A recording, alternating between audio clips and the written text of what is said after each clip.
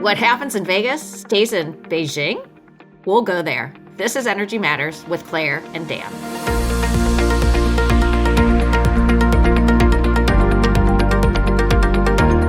So, I just got back from Las Vegas, and Dan just returned from Beijing. In this episode, we're going to talk about Renewable Energy Plus, or RE+, which is North America's largest renewable energy conference, in which 40,000 people descend upon an area. Dan's going to talk about some updates from China. So, Claire, I used to be a regular attendee at the RE Plus conference that you're just back from. I didn't go this year because I was off at a meeting in China where individual lectures had 4,000 people in the auditorium for each one. Wow. And let me start with you because my go-to meeting used to be the one you were at when we felt that things were progressing and there was not only local money, but private sector money and the government was behind it. And I'm a little confused as to trying to figure out what are the lessons, what are the things that are most exciting at a conference that's really designed to be private sector folks making deals, getting things happen, hearing about new cool stuff, when we certainly are not in a pro-renewable energy federal regime. Just start off with what are some of the exciting things that happened? So it's interesting you say that. So there were lots of deals to be made. I had about 30 meetings in 36 hours, and there are lots of people swimming around. There's a lot of money sloshing around. There's a lot of developers out there. There's a lot of EPCs out there. There's a lot of manufacturers out there. There were 2 floors of Expo Hall that was just transformers, inverters, modules, cells. And then there were 2 additional that were battery storage and more, which is sort of shocking. And, you ask, why are there still people doing stuff here in the United States when one could argue HR1 has caused so much turmoil? And, I asked that of a friend of mine from Spain, and he looked around and he said, this is why. There's still people running around all the time. Nobody's given up. The renewable energy space is a creative, curious, intellectual space. And innovative. And we're going to figure it out. Now that we know most of the rules, we're going to figure it out and we're going to come back kicking. So I got to ask one kind of picky question that comes from previous things we've talked about in past episodes. And that is, of course, it's a creative, curious space and people have some money to spend. But we've also talked about the fact that credits are running out at the end of this year and next year in different areas, in solar and wind. And so are you sure that the people at the meeting weren't just trying to make the deals before the Iron Curtain came down? Or was this actually part of an ongoing exciting time? And it's just that the fundamentals of renewables are so good. I think that the fundamentals of renewables continue to be good. They are less good without the federal tax credit. For sure, there was a lot of grandstanding. There's no question about it. And then as far as I'm concerned... So give me an example of what's grandstanding at the meeting. I got to know. I mean, there are a lot of people saying they have a lot of money to put towards project financing, not of residential anymore, but of commercial, industrial, and utility scale. How much money are they really going to put out? Remains to be seen. On the complete flip side, there's a lot of EPCs, energy performance contractors, that say that they have tons of projects that they need financing for, but in reality, probably 10% of those are real projects. But I mean, it's often the case that only a few of the projects talked about get made. So that's not super unusual. I guess what I'm really asking is, was it people have some inventory and some money that they want to get out the door before tax credits go away? Or do people see the fact that, well, we've been investing in the residential market for a while, and now there's all this kind of built up desire to get commercial projects in the ground. And so no matter what federal or state policies are, people are really looking to do the next cool thing, or they just want to use up what they got. I think it's both. So I think there was a lot of money in the residential market, and you saw SunPower fell apart last year. SunNova, including my friend Megan Nutting, they filed for Chapter 11 bankruptcy in June of 2025, and just this past week completed a sale of their core assets. So first, there's a lot of folks who have invested in residential for a very, very long time. and are trying to figure out where to put their money. And two, there is a lot of tax equity out there trying to figure out where they can put their money before the tax credits go away. No question about it. Right. And that's what I really wanted to get at, because I do think that from my seat in Washington, D.C., I see a lot of people talking about, well, this project has been kind of going along slowly. I've gotten the permits only, piece by piece, but I really got to get done now, because without the tax credits that are expiring at the end of this year and then 2027, it's just not going to make financial sense unless I can get my construction started. That's right. That's right. Now, we talked about this in a prior episode, but it's important to remember there's a lot of different rules and a lot of people who are trying to bend those rules. So let's talk about projects that are over 1.5 megs AC in the solar space, as long as there is some beginning of construction defined as offsite spend. As long as you spend that money before July 4th of 2026, whether it's on a racking system or a transformer, as long as you spend money before July 4th of 26, you then have 4 years to install. There's still a lot of FIAC, or foreign entities of control, issues wandering around. And there are manufacturers who are now trying to change ownership. So instead of being Chinese owned, they're trying to make it European owned. But what's allowed to be manufactured in the US versus manufactured in China versus manufactured in Europe versus manufactured somewhere in South America. So there's a lot of wheeling and dealing right now, which, back to my South American friend, is why he said, this is why I'm here. This doesn't happen in Europe. There are still lots of deals to be had in the United States. And how many of the deals, or maybe even give me an example of one or two, are pure private deal in the sense of a grocery store chain or an auto parts thing decides they want to put solar on their rooftops to save money on bills, versus companies that say, I want to start installing power projects to sell power to my utility, not for consumption of my customers, but as a merchant? Okay, we could unpack that for a long time. So I will give you an example on each side. There is an energy performance contractor who is working on a golf course in Southern California. That golf course just wants lower utility rates, right? And so the question for the contractor is, can I just direct sale this? Can I just sell this to these folks right away? The golf course can take their tax credits, or do I need to do a power purchase agreement or some sort of third-party ownership where, Sunrock's investors, full disclosure, I'm the president of Sunrock. So Sunrock's investors, or somebody like Sunrock, is going to take advantage of those tax credits.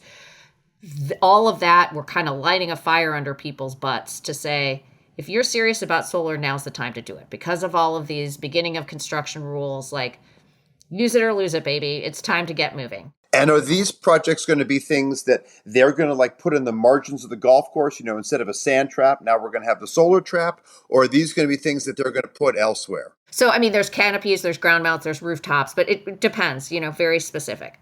On the flip side, talk to my friend Joe Song. He's buying up land all over the country, greenfield land, and he, with his 30 different developers, are buying land and trying to figure out how to get interconnection, figuring out where their transmission lines are in different parts of the country, Arizona, New Mexico, also all over, Nevada, and trying to make sure that the transmission is available so they can install a greenfield development of lots and lots of megawatts on the ground. Yeah, and no shade thrown to your friend, but a year and a half ago, that project would have to not only, get some money from the Inflation Reduction Act and whatever else, but it would also have to be attentive to the needs and the rights of minorities, indigenous peoples, Right. people in the thoroughfare. But the federal government has removed a lot of those programs. So do you think this is going to have any effect in terms of what I call environmental justice, or we'll talk to later, in China they call inclusive growth? Oh, well, okay. So we could unpack this and spend many, many hours on this, but it really depends on the state. So the state of Maryland that you and I are currently in does require for community solar that 50% of the offtake or 50% of the subscribers for community solar are low and moderate income customers. So that hasn't changed. They Exactly. don't care Right. what the federal government says.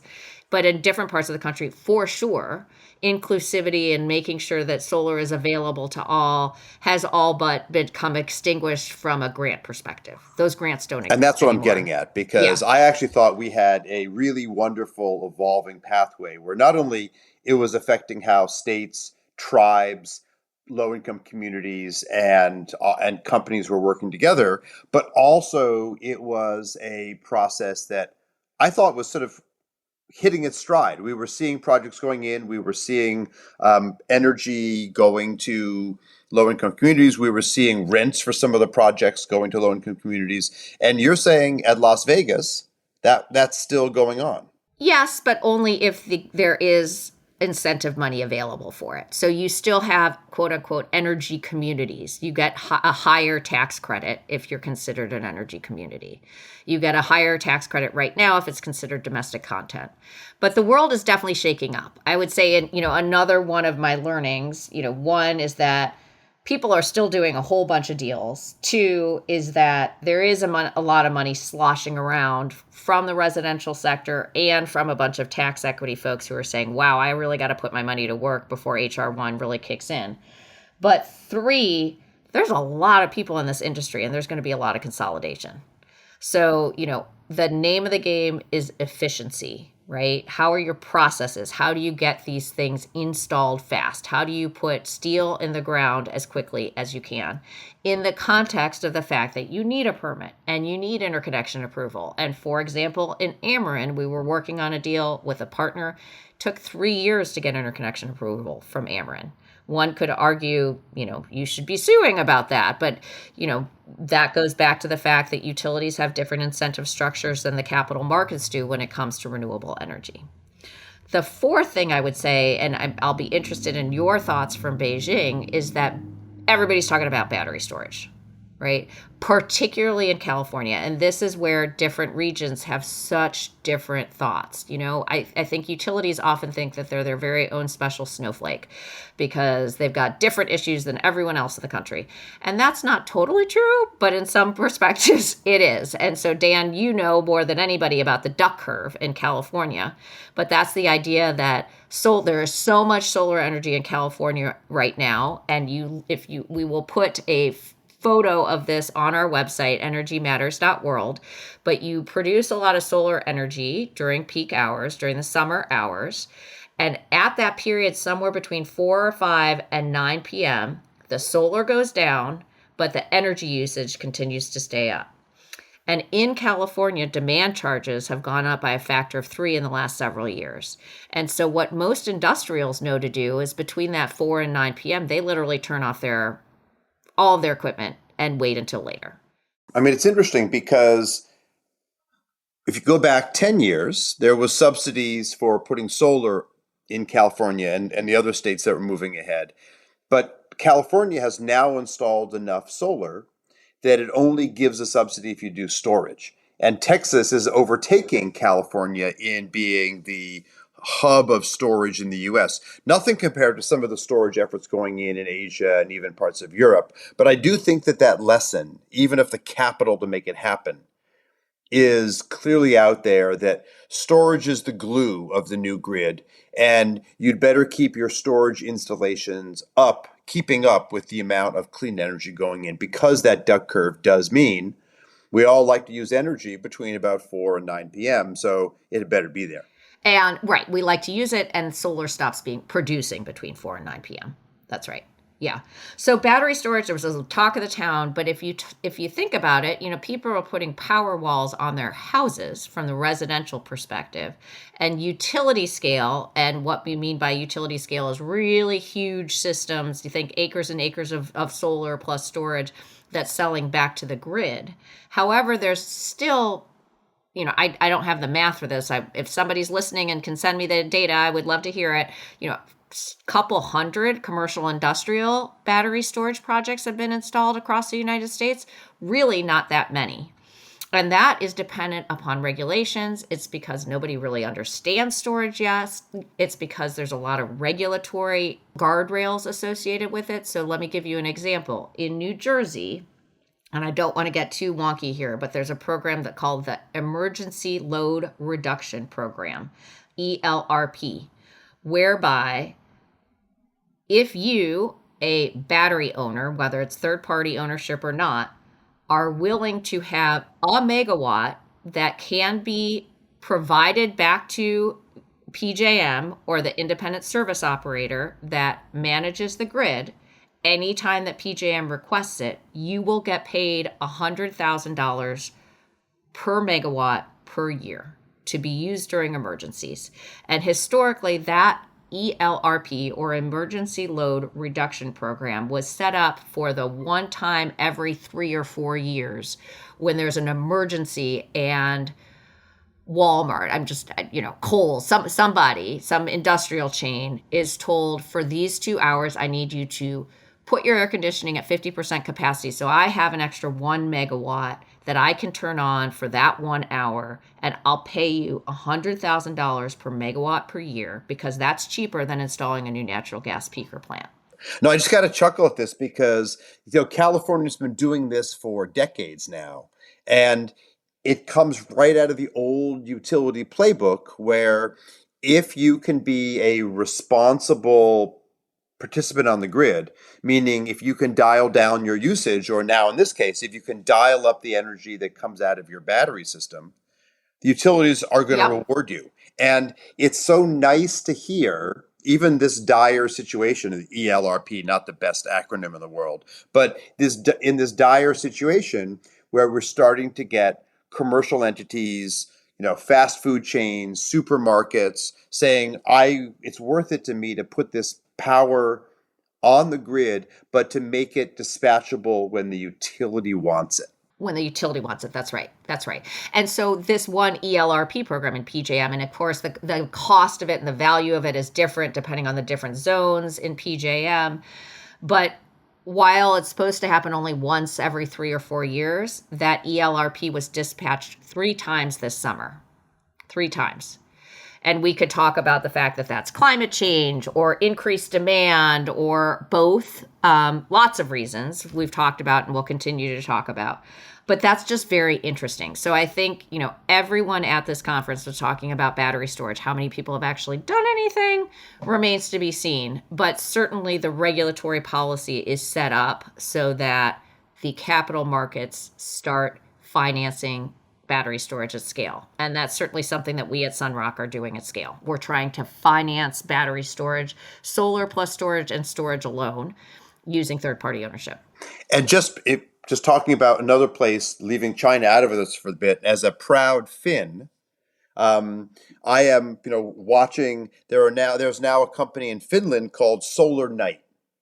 And of course, in Scandinavia, you have very long nights. And what Solar Night does is they have a solar array, which is good in the summer and really bad during the winter because they have these long night times. But they have a huge building full of sand. And when there's excess energy, they heat the sand. Sand stores a lot of energy because sand is basically little grains of silica, same material as solar panels, and lots of air pockets. And so what they do is they essentially charge up their sand battery so that they can do solar at night, hence the name Solar Night, from their sand battery. And these are big black tower buildings that are popping up in Scandinavia.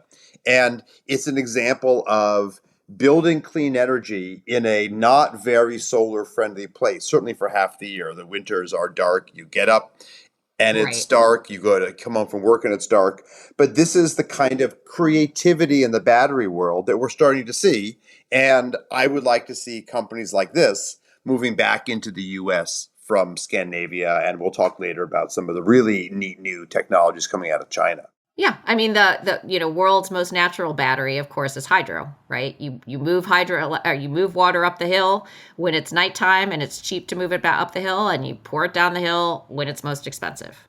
It's true. So pumped hydro is the norm, but Places like California, where I've been for the last 25 years, we are technically a desert, right? And so the fact Right. that we move water up and down is crazy. And so now there's companies in California, in Switzerland, in Iceland. They don't move water up and down, they move rock. You gotta explain a little bit to me. What are you talking about bringing rocks up and down a big hill? How is this helping us? So the oldest form of energy storage is what's called pumped hydro, meaning when you've got some cheap energy or extra energy, you move some water up from reservoir one to reservoir two that's higher up, and now the water's sitting there. And when you want energy, you just spill it back down and it runs the turbine, and that's the classic pumped hydro. But why pump hydro when you could pump other things that are not in short supply? Rocks and concrete are not scarce. So why not build a tower? And when there's energy that's low cost, i.e., there's not a big demand for it, use some of that to move the rocks uphill. And then when you need energy, you just let the rocks come back down in the crane. That is used to generate energy. And so now you've got the rock version of a pumped hydro system. And of course, one last critical feature here is that the batteries that you and I have in our phones and laptops, lithium ion or lithium phosphate, they're fine for about 3 or 4 hours of usage per cell, but they're not fine longer than that. They are short duration. And of course, once you move water or rock or whatever you want uphill, you lock it in place. And so that can be stored for days, weeks, months, even longer. And so we're starting to learn that storage itself comes in many flavors. And so my question for you back at the RE Plus meeting is, did you see some of these long duration storage companies like those that are doing flywheels or those that are doing flow batteries saying, you're going to need us because as much as short lived batteries in your car or your home are fine, we need to balance that out with batteries that last days, weeks, or longer. Were those guys present or not? A couple of them were, but to be honest, it was a lot of Chinese companies, a lot of South Asian companies who are trying to produce and manufacture in the United States now. It was much less of that and much more of we're going to manufacture the first 800-watt battery, which is just, it's super interesting. And there was a contingent from Turkey. There was a contingent from I mean, all over the world. People came from all over the world. There were a bunch of Israelis there. It was very, very interesting to see everybody wants in on this market. So even though the IRA or Inflation Reduction Act has gone away, everybody still wants to be in this market. So before we switch over to China, I got to ask you, if you were Yeah. to be able to go around at RE Plus and put a couple gold stars on companies or ideas that you thought were really changing the game, who would you give a gold star to and why? It doesn't have to be a particular company, but it can be. But what were the ideas or the products or even the companies that you thought, wow, I want to invest in them? I mean, there are certainly super cool inverter companies that are coming up. Anybody that is manufacturing battery storage in the United States is going to be in very high demand. Tesla and LG, fortunately, unfortunately, those are the folks that make batteries in the US right now. There are lots of interesting racking systems that are coming along. Which, of And course, only a certainly, real energy nerd can love a racking system, but I get it. I got all excited about racking systems. Tell our listeners, what is a racking system? It's not a torture device. It is not a torture device, although if you don't have one, maybe it is a torture device. So, racking system is exactly what it sounds like. You got a bunch of solar panels that you want to put somewhere. You want to put them on the ground. That's a bunch of rails on the ground. That's called a ground mount. You want to put your solar panels on the roof of a building. You need metal rails and you put the solar panels on it. And typically, you're going to tilt the panels to be at the same latitude that you're at. So a racking system is literally just that, made of wood, made of metal, made of who knows what, so that the solar panels can sit there. And there are some very high-tech systems. There are some racking systems that actually rotate and track the sun. It's often not worth the effort, both in terms of extra hardware, but also in terms of the extra gain. But there are places in the more northern latitude or southern latitude you go the more those are useful. So I have a friend who is both a rock singer and runs the most successful racking system company in the U.S. And they literally do that. A company or an individual comes to them and says, "I need to mount solar panels here." And they say, these are the least cost, most reliable racking systems to hold your panels in place. So they're going to be fine against wind. They're going to be low cost if you're going to be cleaning them by hand or by a drone, all kinds of things to make them directly available so that you can maximize the amount of energy that's coming out. I mean, you're more of the technologist and I'm more of the finance nerd. So to me, some of the most interesting things that were coming out are things that have to do with tax equity and how are you managing tax equity. And I'll do a quick shout out to Billy Lee, my friend who's the co-founder and president of Reunion, that has created a marketplace for clean energy tax credits. That's not brand new, but it's become much more standardized. And there's a lot of folks trying to figure out how can they do asset management more effectively and how can they do operations and maintenance more effectively. I think the fact that battery storage doesn't last for as long as solar, we often assume that solar will have a lifetime of 30 or 35 years. Battery storage will, typically people will provide you a warranty for 10, maybe 15 years. That's We have long. to extend that.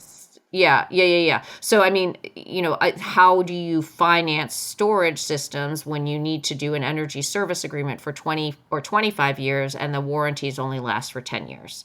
People, thinking through all of that is really interesting. But now let's transfer over to Beijing and tell us a little bit about what should we be excited about from an American perspective about what's happening in China and what should be making us shake in our boots?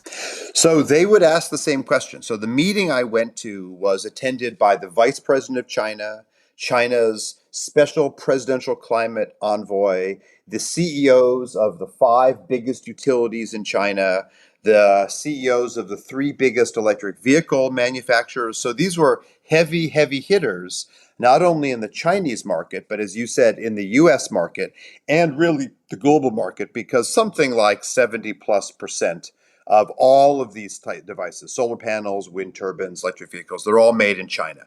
So this was the big summit in the National Convention Center, which is a massive building. It's so big that almost everyone I knew who was at the meeting came to the meeting in sneakers and carried their shoes around in a bag because it was such a long walk between places Oh, we across this all wore big. sneakers the entire time at RE Plus, the entire time. But Yeah, they're a little more formal there. And when the vice president of China is going to be showing up, people were wearing shoes. I Even guess that's I true. wore a tie. Yeah. But there were Wow, that's saying individual a lot. talks. That says a whole lot. But there were individual talks at this meeting where there were 4,000 people in one auditorium. So this is no small operation. And so So, what are they saying about what's happening about foreign entities of concern and things like that? Are they just focusing on trying to change ownership to places outside of China, or they're just going to ignore what's happening in the U.S. market? What are they doing? They want to well, manufacture everything quickly. right. So most of the companies were really saying it is so silly that the US has put research and development money into all these technologies for decades. And now that the clean energy industry is a big deal, clean energy is about 10% of the Chinese economy. It is perhaps the same level in Europe. These are not small numbers. And what the Chinese are saying, and the Argentinians and the South Africans and the Mongolians and all kinds of, and the Vietnamese that were there, they're just shaking their head and they're saying, I understand that US politics can swing left or right, this and that, but it does feel to them that the US government has decided to give away the store right when the store is actually producing money. And for a long time, you had to subsidize. Now the store is profitable, and suddenly the US wants out. So that was by far the most standard comment. But let me first just do a little more scene setting because this meeting wasn't just big, it was a meeting of not only, as you saw, lots of companies. And I saw solar companies from Uzbekistan, and I saw wind companies from Brazil, and I saw the inverter companies, like you said, the companies that make the devices that turn the direct current out of a solar panel into AC current that we use in the grid. I saw those from Turkey and I saw those from Spain. All of these folks were there, but the focus of the meeting was actually the backbone. And maybe this speaks to planning versus opportunism. So the technical host of this meeting was something with a pretty nerdy name, Guideco. That's the Global Energy Interconnection Network Company. That's basically the company that works both inside China and in other countries. Whether they twist arms or not is something we might get back to. But this is the company that will build or will at least advise you in your country of how to build the grid. And if we're going to move power around, whether it's kind of short distance or long distance, we need either the big classic high voltage lines or we need the smaller lines. And this meeting was hosted by the agency that does that work, Guideco. And the most amusing thing I heard at the meeting was something that I'd actually known but hadn't quite realized. And that was this organization has a lot of money and they have incredibly beautiful educational displays. Every corner I turned, there was another interactive console where you could understand power flow or this or that. And I kept wondering, how do they have all the money for this? And it turns out that several years ago, the president of China, President Xi, told the world's largest company, State Grid, which has over 1 million employees, that one of the recent very profitable transmission lines that they had built to bring power from Inner Mongolia, which is an excellent place for solar and wind, to Beijing, where the demand is high, almost 1,000 kilometers, so 600 miles, that transmission line, they were going to voluntarily give it to this company, Guideco, so the Guideco would have a revenue stream forever. Now, in the U.S., will never happen. We never tell one big company, oh, build something, and you are going to now donate it to this other company. In this case, it happened, and so Guideco ran this meeting where energy ministers from around the world, from the so-called BRICS, China, Brazil, India, South Africa, they were all there, but so were the ministers of energy and the permanent secretaries and big companies from all across Africa, from Latin America. I was frequently in a meeting where I was the only person with a U.S. passport because the U.S. is just out of the picture right now. So it was a culture shock if I were to put up a picture of the meetings I was in Beijing versus the meetings you were in Las Vegas. Right. Right. So, but I guess I'm confused now because you're talking about Guideco and these companies that are investing in electricity all across China. How are they building our grid in the United States? Well, We're they're not not letting building them any do that. I grid mean, in the US yet, but everywhere else in the world, if you want to build a they are. transmission Okay. line to bring low cost wind power from northern Kenya down to Nairobi, or you want to build a transmission line to bring power from one of the big dams in southern Africa to the big market centers in South Africa, or if you want to upgrade an old decrepit power line in Argentina or Chile, to bring power from a gas turbine or from a hydro plant to the big load centers like Santiago, it's quite likely that even if you don't give the whole contract to one of these companies here in China, you might be contracting them for the high voltage tension lines or for the racks of inverters we talked about or the racks of solar panels. And so they are essentially a one-stop shop for the hardware, the infrastructure, the backbone, if you will, of the grid. And this meeting had a lot of high level positive talks in the sense of ministers of energy from around the world and the vice president of China, who may become the president of China. We will see. These people were all saying, we in China, speaking for them, have committed to zeroing carbon out of our economy by 2060, which I would say is too late, but it's better than a lot of places. And we are prepared to work with whomever wants to get that power from their supply areas to their demand centers. So the gist of this meeting in China was that if you want to install any kind of power, it could be renewable energy, but it could be a gas turbine or a hydro plant, you're likely to need a company that's really good at building the hardware backbone, the transmission lines, or the switch gears to connect you into the grid, or the large-scale solar or wind storage centers so that you can buffer the amount of energy that comes out and sell it at a more even amount.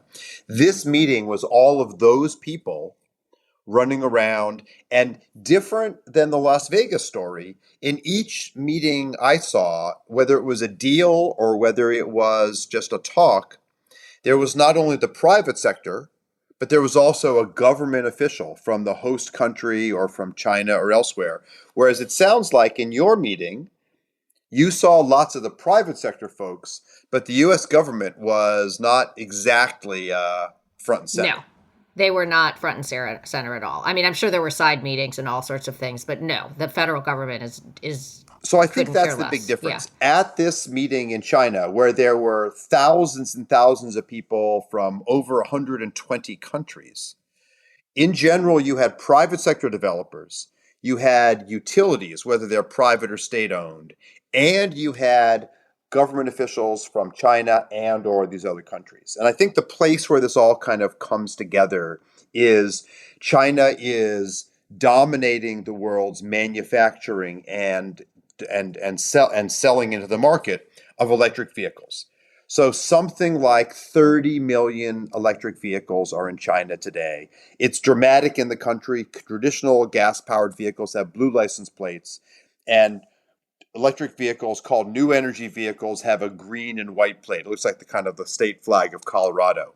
Okay. And the number of different structures to support clean transportation were just dramatic. So around every corner, you would see a sign saying this company or that company, CATL, which is a big Chinese battery company, or Phoenix, or this other company. They were all saying, we now have a battery that can charge and give you 300-mile range in 10 minutes. And now there's a new solid state battery that was profiled at a big auto show demonstration. And they said, and this blew me away, they said this new solid state battery can give you 600-mile range in 5 minutes of charging. And people got in it, they saw it happen, they drove out, they drove to the Great Wall, they came back, etc. And then the other side of it, and this is really the place where it really was from Las Vegas to Beijing, we saw companies that 2 years ago were selling electric vehicles, whether they plug into the grid, so-called V2G, vehicle to grid, or whether they were just electric vehicles that you could buy. But I saw some of those same companies this time saying, yeah, we've decided that we're going to go even faster in this direction. And so we're going to install all around the country these little tiny garages. Looks like a mini gas station. What happens is you drive your car up to the gas station, but don't pull in. You get out of the car. The building takes over, drives the car in, puts the car up on a platform like they're doing service, puts a new battery in, and in 3 minutes, you're back on the road with a new battery, and you don't own it. The company's responsible for the maintenance of the battery. You own your car, but now your car is so much cheaper because for an electric vehicle, the battery is the biggest price. So Your car, whether it's a little tiny town car or a huge Escalade, the price has now dropped by 70%. Wow. And we saw these all over China. Some people are betting on them. Some people are betting against them. And, if there's one message I think from our two meetings is that every time I saw someone talking about this in China or in Brazil or Kenya or Malaysia, there was a private sector person there and there was a government official in the same conversation. Absolutely not what was going on at RE Plus. Not at all. So, all right. Not at all. So here's some of what we learned in Vegas and some of what Dan learned in Beijing. So check out our website at energymatters.world. Up next week, we'll dig into energy efficiency and what it means for you. This is Energy Matters with Claire and Dan.